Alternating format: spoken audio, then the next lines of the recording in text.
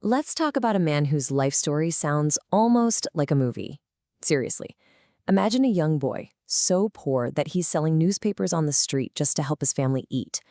Now imagine that same boy growing up to become not only a world-famous scientist, but the president of the world's largest democracy. It sounds impossible, right?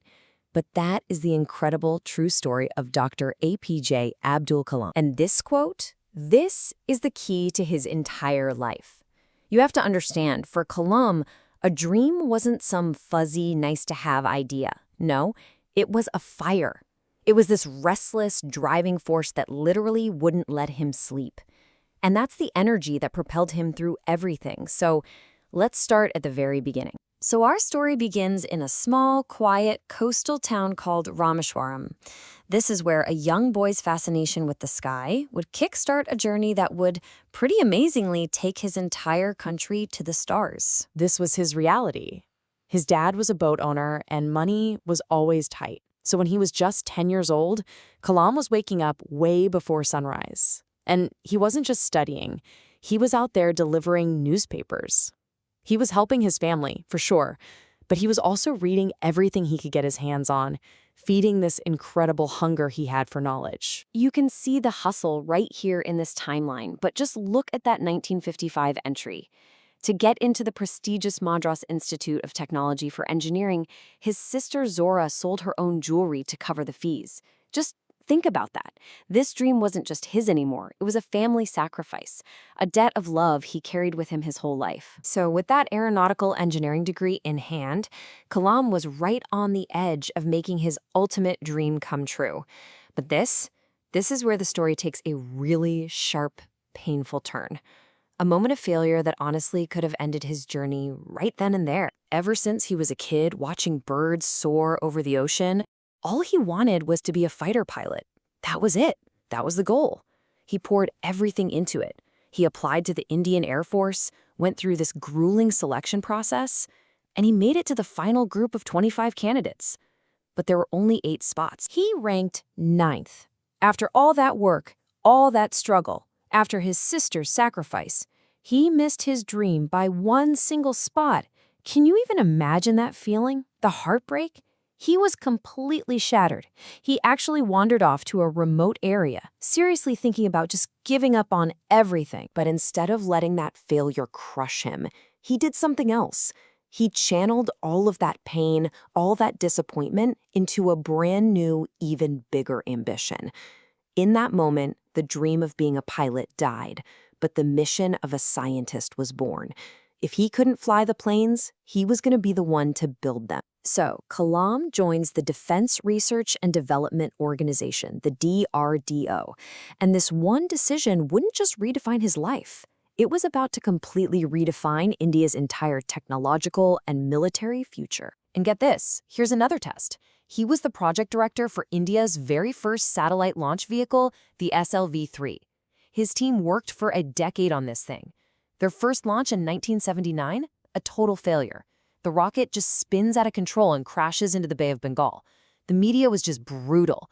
But they didn't quit. They figured out what went wrong, and just 1 year later, they launched again and achieved a massive, historic success. You know, when that first launch failed, Kalam was ready to take the fall. But his boss, the chairman Satish Dhawan, he went to the press conference and took full responsibility himself. A year later, when they succeeded, he pushed Kalam out in front to take the credit. It was a masterclass in leadership Kalam never forgot. You own the failure, and you share the success. After that, his work became legendary.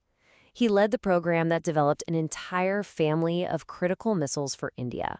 We're talking about Prithvi, Agni, Trishul, Akash, and Nag.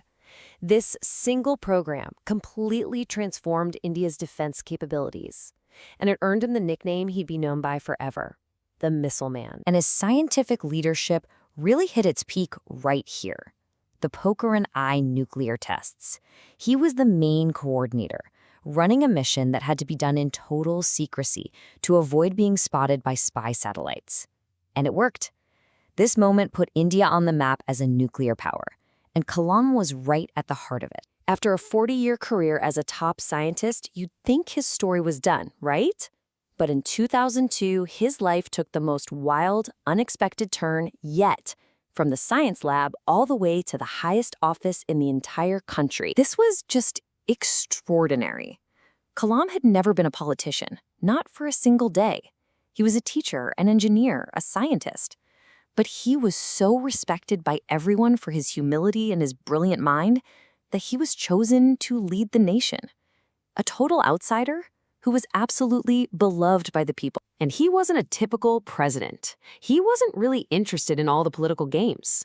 Instead, he threw open the doors of the presidential palace to the public, especially to kids.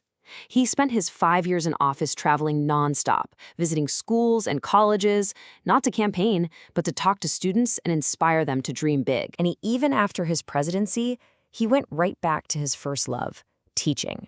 He was a teacher until the very end. I mean, literally. In 2015, at 83 years old, he was on stage giving a lecture to a room full of students when he collapsed from a massive heart attack. He died doing exactly what he loved most, inspiring young people. So what can the rest of us learn from a life like that?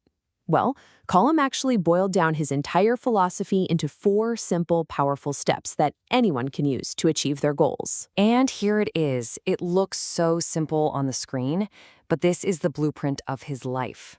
First, have a great aim, a dream so big it keeps you up at night. Second, never stop learning, continuously acquire knowledge. Third, work hard, put in the hours. And fourth, the most important one, persevere.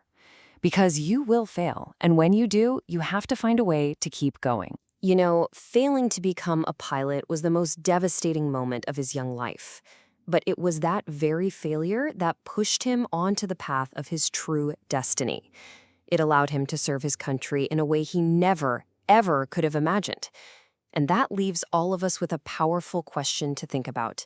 When you face your greatest setback, what will you choose to build from it?